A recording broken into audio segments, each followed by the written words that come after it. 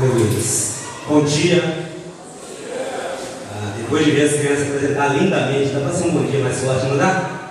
Bom dia. Paz seja convosco. Fala comigo, eu amo essa igreja. Amém? Amados, eu sou o pastor Cláudio, como foi anunciado aqui. Sou pastor da igreja do Alvorada, lá da 22ª região. Eu costumo dizer, ele não gosta muito não, mas eu sou neto na fé do pastor Altair. Sou filho na fé do pastor Altair, do qual eu trago um abraço para a igreja. E recebi um convite de meus alunos da TQ para vir aqui hoje compartilhar com os irmãos uma palavra. E eu tenho certeza que Deus, pela sua infinita misericórdia, tem uma palavra para os nossos corações. Amém, queridos? Você que trouxe a sua Bíblia, por gentileza, tenha na sua mão. Abra comigo, por favor, no livro de 2 Pedro, capítulo 1, versículo de número 16.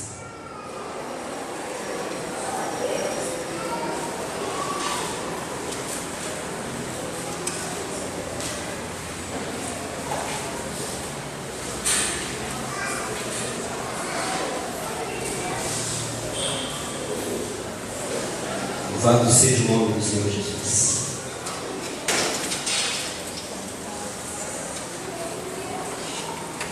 Amém? Aqueles que encontraram, digam amém. Amém. Glória a Deus. 2 Pedro, capítulo 1, versículo de número 16. A palavra do Senhor diz assim: porque não vos fizermos saber a virtude e a vinda do nosso Senhor Jesus Cristo, seguindo fábulas artificialmente compostas, mas nós mesmos vimos a sua majestade. Amém? Não feche ainda a sua Bíblia, feche os seus olhos, por gentileza. Peça ao Senhor que fale contigo nessa manhã. Senhor, nosso Deus e nosso Pai, Senhor, nesta manhã nós nos apresentamos ao Senhor para ouvirmos a Tua palavra. Meu Deus, eu faço, meu Pai, minhas as palavras, meu Deus, de João Batista, que diminua eu para que cresça o Senhor. Que a Tua palavra seja ministrada ao coração de cada um de nós ouvintes aqui nessa manhã. Que o Teu Espírito, meu Deus, faça com que a Tua palavra tenha a vida e a eficácia que ela mesma garante que tem. Que ela possa, meu Deus, verdadeiramente entrar nos nossos corações e produzir o fruto para o qual ela foi criada, em nome do Senhor Jesus. Amém. Pode assentar no seu lugar, por gentileza. Amados, eu ouvi o irmão falando sobre os 4 pilares, ou as 4 principais doutrinas cardinais da Igreja do Evangelho Quadrangular, que eu gosto muito quando eu ouço alguém falar, porque entendeu que essa doutrina ela é completa. Amém? Ela é completa, não falta nada. Jesus salva, como você pode ver, a maioria que está de vermelho hoje, representando, a cor que está na bandeira, simbolizando o sangue de Jesus que foi derramado por mim e por ti. E eu gostaria de falar um pouco a respeito dessa primeira doutrina do Evangelho Quadrangular. Nós que estamos vivendo hoje, na atualidade, com o mundo informatizado do jeito que está, com as coisas mais acessíveis para todo mundo, nós não podemos perder de vista aquilo que a doutrina nos ensina. Jesus salva, batiza no Espírito Santo, Ele cura, e nós devemos estar atentamente aguardando a volta do nosso reino que há de vir. Amém? Devemos estar atentamente aguardando isso. Quando eu penso nessa doutrina, eu dou uma analisada na minha vida, para eu perceber, ou para eu ver, me autoanaliso, para saber se na minha vida essas 4 doutrinas estão atuantes. Eu recebi pela graça, ou seja, favor merecido, a salvação da parte de Cristo. Amém? Amém, queridos? Depois eu cheguei com tantas mazelas na minha vida, e o Senhor, Ele me curou, Ele restabeleceu a minha vida. Diz amém. Queridos, e buscando, clamando, servindo, invocando todos os dias na presença de Deus, mais uma vez, com misericórdia, Ele derramou sobre a minha vida o Espírito Santo. Amém? Primeiro Ele te salva, depois Ele te enche do Espírito Santo, depois Ele cura todas as feridas, todas as elas, tanto física quanto espiritual, e te deixa apto, preparado para a volta de Cristo. Amém? Me ajuda a pregar aí. Fala com o seu irmão seu. Você está esperando alguém? Melhor essa pergunta. Fala para ele. Você está esperando alguém hoje? O que você respondeu para ele?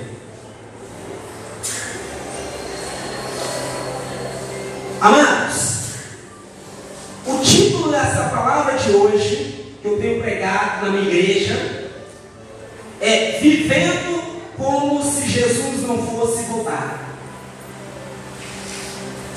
Nós analisamos os dias atuais, nós pregamos a palavra de Cristo, vivemos como pregadores da palavra, como ministros do Evangelho, como assim determina a palavra de Deus. Mas há muitos de nós que, mesmo pregando, mesmo conhecendo a sã doutrina, vivemos como se Jesus não fosse voltar. Se eu perguntar aqui, todos nós, desde a infância, ouvimos a respeito da volta de Jesus, ouvimos a respeito de salvação. Aí alguém vai dizer, pastor, mas a volta de Jesus é a última, né? É lá no final. Uma coisa muito ligada na outra, né? Amados, todos nós ouvimos falar acerca de salvação.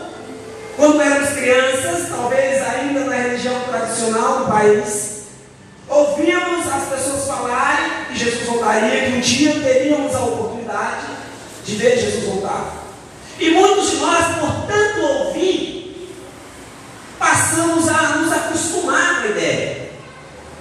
Nos acostumar com a ideia de que Jesus vai voltar. E muitas vezes nós estamos relaxados, tranquilos.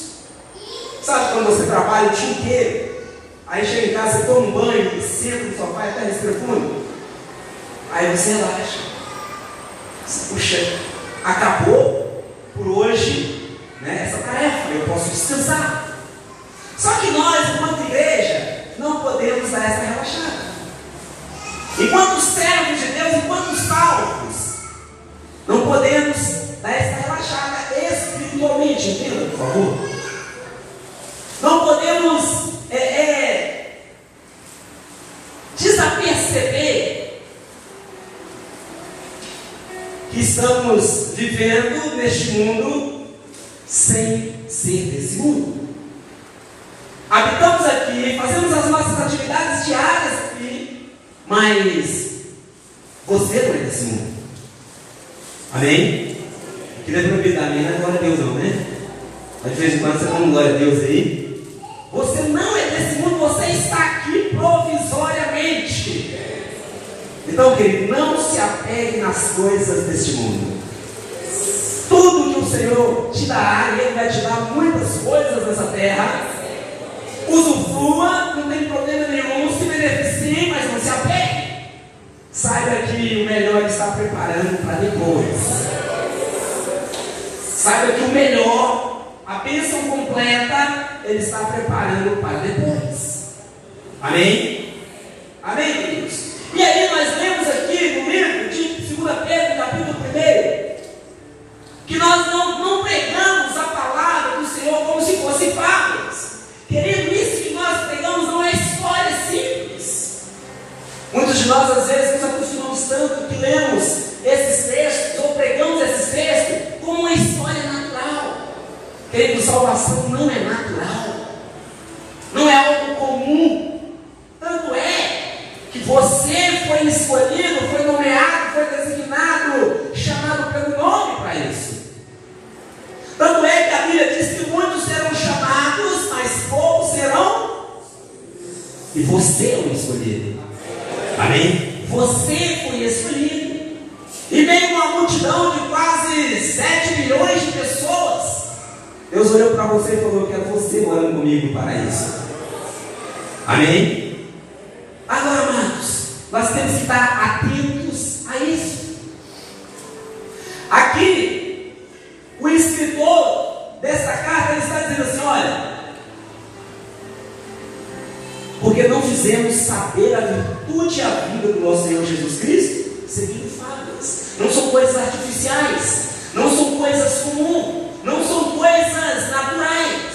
Querido, por que não são coisas naturais? Porque eu e você não devemos viver naturalmente como todos vivem. Porque o seu destino é melhor. O Senhor tem preparado algo maior e melhor para mim e para você.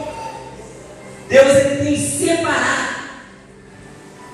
Com a sua Bíblia na mão que ainda está, vai lá para o Evangelho de Mateus, o Evangelho segundo escreveu Mateus, capítulo de número 24, versículo de número 33 em diante. Mateus 24, 33. Tem que ser rapidinho, que o irmão falou que eu só tenho até 3 horas da tarde para terminar esse ponto. 6 horas já começa o culto, né? É rápido, viu? A palavra do Senhor, assentado mesmo onde você está, diz assim: ó, igualmente, quando vides todas essas coisas, sabei que Ele está próximo às portas. Em verdade vos digo que não passará esta geração sem que todas essas coisas aconteçam. O céu e a terra passarão, mas as minhas palavras não vão passar. Porém, daquele dia e hora ninguém sabe, nem os anjos do céu, nem o Filho, mas unicamente meu Pai. E como foi nos dias de Noé, assim será também a vinda do Filho do Homem. Porquanto, assim como nos dias anteriores ao dilúvio, comiam e bebiam, casavam-se e davam-se em casamento, até o dia em que Noé entrou na arca. E não o perceberam, até que veio o dilúvio e os levou todos. Assim será também a vinda do Filho do Homem. Então, estando 2 no campo, será levado um e deixado outro.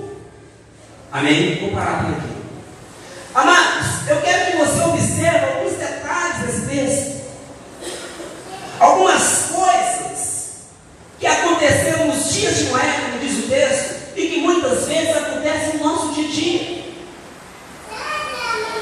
Aqueles que são salvos, eles não podem ficar desapercebidos, não podem andar desapercebidos, não podem andar distraídos, porque a Bíblia nos diz que será como nos dias de Noé. O que acontecia nos dias de Noé? E ela faz uma referência muito clara: casavam-se e davam-se em casamento, comiam e bebiam, fartavam-se e ficavam desapercebidos. Amados, a Bíblia ela não está dizendo que nós não devemos hoje caçar, comer e beber. Ela não está dizendo que nós não devemos hoje estarmos usufruindo das coisas naturais, digamos assim. Ela está dizendo que essas coisas não são as mais importantes. Naquela época em que Noé construía a arca, ele falava: olha, vai haver um dilúvio. E as pessoas estavam preocupadas apenas em casar-se e dar-se em casamento. As pessoas estavam ocupadas apenas com o que iam comer. Aqui não tem ninguém preocupado com o almoço de hoje, não tem? Não, pastor, tem que acabar rápido. Os homens, então, eu sempre brinco: quer tirar o homem do sério? Deixa ele com fome. O cidadão transforma na hora, né? Querido, as pessoas estavam vivendo apenas preocupando-se com as coisas naturais, com as coisas comuns. Todo mundo preocupando com aquilo que estava na sua frente, não é dizendo: olha, vai haver um dilúvio, vai chover, a terra vai inundar. E as pessoas estavam preocupadas com as coisas diárias. Amados, quantos de nós vivemos apenas percebendo o nosso cotidiano? Nós pensamos no nosso trabalho, que é muito importante. Nós pensamos nas coisas que temos que conquistar, pensamos nas coisas que precisamos realizar, como temos que agir para que alcançamos determinadas coisas. passamos desapercebidos com relação à nossa salvação. Muitas vezes fica em segundo plano, deixamos para depois. Querido, eu quero abrir um parênteses aqui para dizer a você: o amanhã, ele não existe. Ah, como não existe? Tanto existe que eu já estou preocupado com ele. Vai ser segunda-feira, inclusive. É um dia que, né, todo mundo ama, né? Levanta pela manhã dando glória a Deus e vai trabalhar felizes, contente da vida. Mas o amanhã, ele simplesmente não existe. Eu não conheço ninguém que realizou nada amanhã. Você conhece alguém? Eu fiz a minha casa amanhã. Não tem. O amanhã ele não existe. O que existe para mim e para você é hoje. Porque o amanhã, quando ele chegar, qual é o nome dele?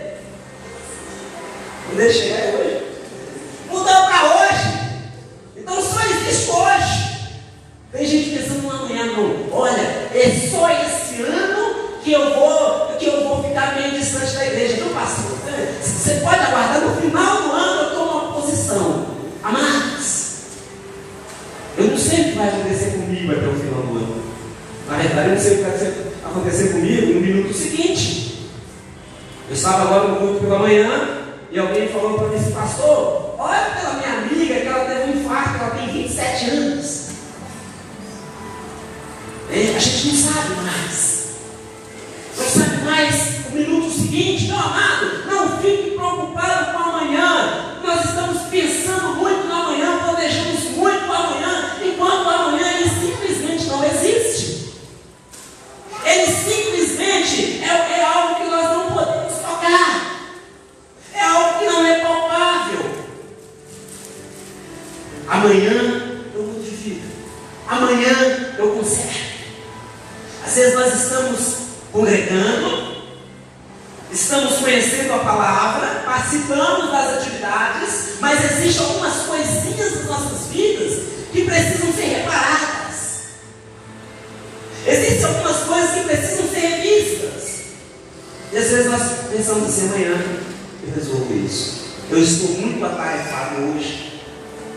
E a Bíblia diz que será como nos dias de Noé. Ela está fazendo um paralelo, uma comparação. Vai ser como nos dias de Noé, onde as pessoas vão estar desapercebidas. Eu quero dizer para você: aqui não tem ninguém que vai ficar desapercebido. Amém? Essa igreja é uma igreja que não pode ficar desapercebida e não vai. Não vai, porque enquanto o Senhor nos é fôlego, nós vamos pregar: Jesus salva, batiza, cura e voltará.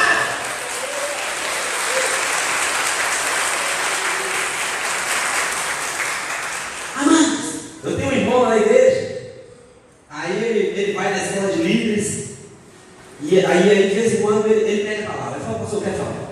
Eu fico até preocupado quando ele pede para falar, porque ele é mais sisudo, sabe? Mais firme. Aí ele fala assim: irmãos, eu dizer uma coisa para você, só não aprende quem não quer, porque está ensinando. Só não aprende quem não quer. Amados, a minha salvação, a sua salvação é a coisa mais importante que nós temos. Não dá para ficar no segundo plano, não dá para deixar para depois, não dá para pensar de maneira pejorativa. Não, eu primeiro preciso comprar o meu carro. Eu vou trabalhar em 2 empregos, viu, pastor? De dia e de noite, até comprar aquele carro dos meus sonhos. E depois você pode ficar comigo. Aí trabalhou o ano inteiro. Quando chega no final do ano, ele compra lá aquele, sabe, 4x4. Te deixa lá em cima, assim, quando você está dirigindo. Maravilha, né? Recebe em nome de Jesus, não está ruim, não. Só não gosta da ideia de trabalhar de dia e de noite, mas de tocar é bom, né? É bom. Aí depois que ele compra, ele começa a sonhar com uma outra coisa. Ele coloca um outro propósito, porque nós temos sonhos. Amém? Para quem tem sonho? Eu não estou aqui pregando para você não ter sonho. Eu não estou aqui pregando para você não buscar os seus objetivos.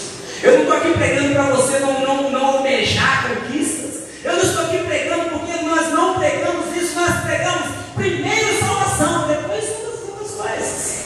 Porque a Bíblia diz que você está em primeiro lugar o rei, e ele as outras coisas ele te acrescenta. Ele te acrescenta, não se preocupe.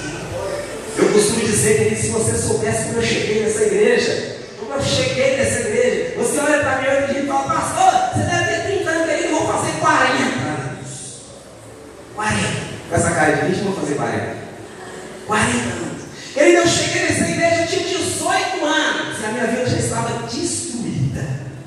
destruída, né? Eu morava de aluguel num cômodo, imagina.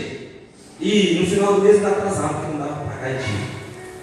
E eu cheguei nessa situação, casado, uma filha pequena, e aquela vida. E aí, eu ouvia muito essa palavra, buscar em primeiro o rei, busca o rei.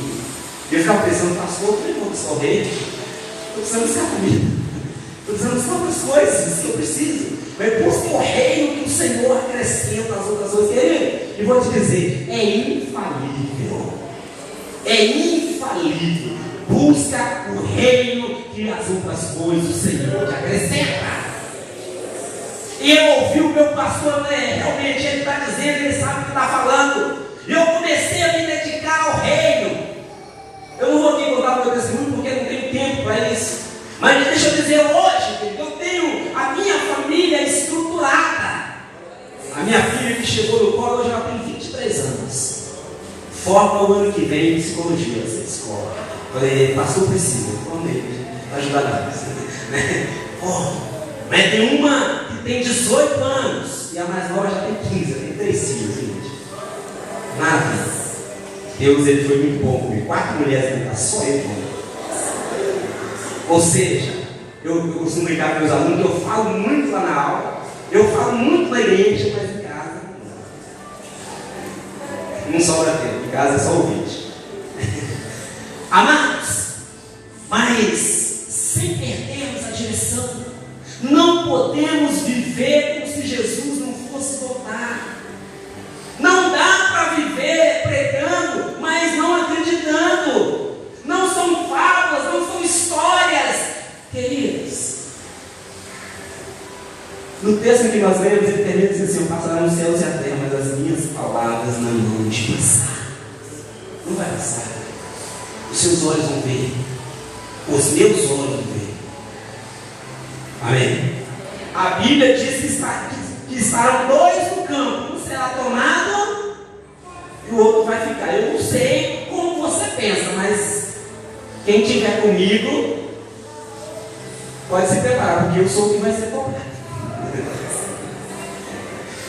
Eu não sei quem vai estar comigo nessa hora, mas eu espero que ele seja salvo, porque se não for, vai ficar. Vai ficar. Porque uma coisa eu tenho certeza, eu tenho que ser, eu vou ser, eu serei aquele que vai ser tomado. Amado, você não pode abrir mão disso.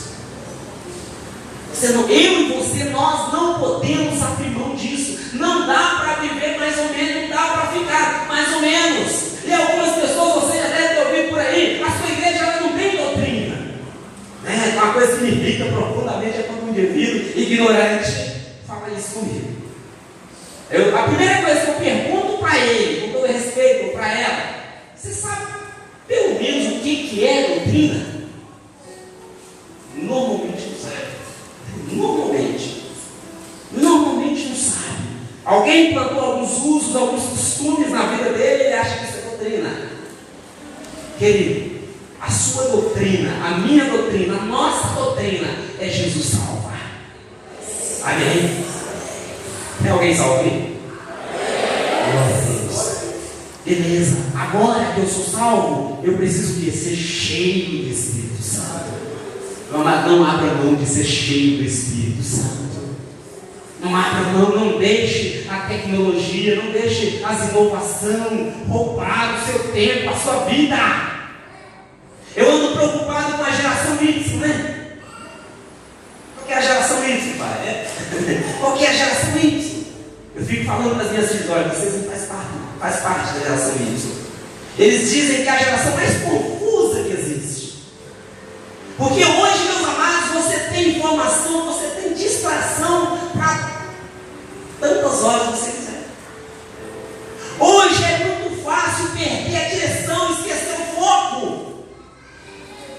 É muito fácil, é comum você chegar em uma casa que tem 5 pessoas, as 5 estão no mesmo ambiente e nenhuma delas estão falando uma com a outra. Isso não acontece na sua casa, né? Isso acontece lá do lado de Sabará, aqui não sei o que acontece. Né? Eles inventaram um tal de Wi-Fi, que é bênção de Deus na nossa vida, se soubermos usar. Mas nós chegamos numa casa, está lá 5 pessoas sentadas no mesmo ambiente, está com o notebook, o outro está no tablet, o outro está no iPhone. E talvez nem se cumprimentaram naquele dia. Eu sei que isso não acontece na sua casa, glória a Deus. Não é? Mas se deixarmos, eles vão ficando. Hoje uma irmã me procurou e falou: pastor, o que eu faço? O que eu faço? Eu com pressa que eu estava saindo para cá, eu muito olho, mas difícil. O que eu faço? A minha filha de 12 anos, ela vai batizar no próximo batismo. Você vê o que eu faço? Traz ela para cá, que eu vou batizar ela. Não, não é isso, não, mas é outra coisa. Olha, ela me apareceu ontem lá em casa com uma cartilha que ganhou da escola. Adivinha o que fala lá na cartilha? Você já sabe, vocês são instruídos, você. Ideologia de gênero. Pastor, eu deixo ela ler, não deixo ela ler, o que eu faço? Prendo ela em casa. Vamos por partes. Amados, eu e você precisamos estar alicerçados na doutrina da salvação. Eu só consigo passar para o meu filho, eu só consigo passar para alguém algo que está dentro de mim. Não dá para eu passar salvação para alguém se não estiver na minha vida. Não dá para eu passar santidade para alguém se não estiver na minha vida.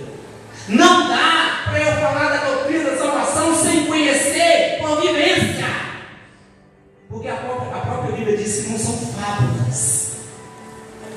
Aqui, o apóstolo está dizendo, o discípulo está dizendo que ele contemplou a majestade de Cristo. Eu e você devemos contemplar isso. Porque nós temos que ensinar os nossos filhos. Nós precisamos ensinar os nossos filhos a doutrina da salvação. Eu dizia para minha irmã: não tira da escola, ela vai ter que ler a cartilha. Se ela não ler hoje, ela vai ler amanhã, vai ler na escola, vai ler em algum lugar. O que nós precisamos é prepará-los para isso, para que isso não contamine a mente deles.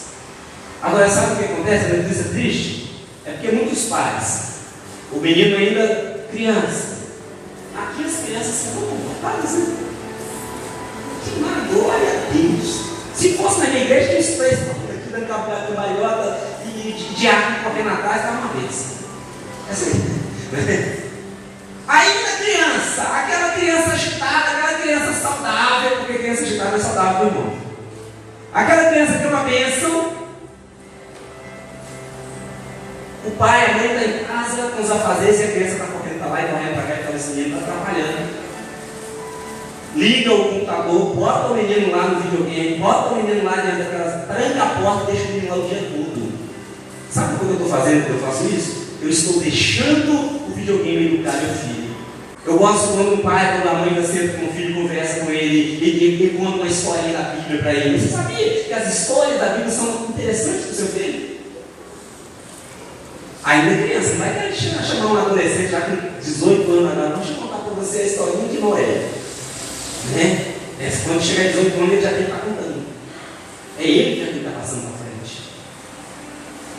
Começa na infância. Sabe por quê? Porque se eu e você não ensinarmos a doutrina da salvação, a escola vai ensinar ele a escolher o sexo que quer. Você escolhe agora se você vai ser menino ou menina. Né? Agora está assim. Se eu e você não ensinarmos a doutrina da salvação, ele vai estar acessível ao mundo. Então ele precisa ver na minha vida a doutrina da salvação, eu preciso ensinar. Não ensina a criança no caminho? É isso. Então, meus amados, as nossas distrações habituais, diárias, elas não podem deixar fazer com que nós ficamos desapercebidos. Elas não podem fazer com que nós ficamos desapercebidos que nós estamos aguardando a volta de Cristo.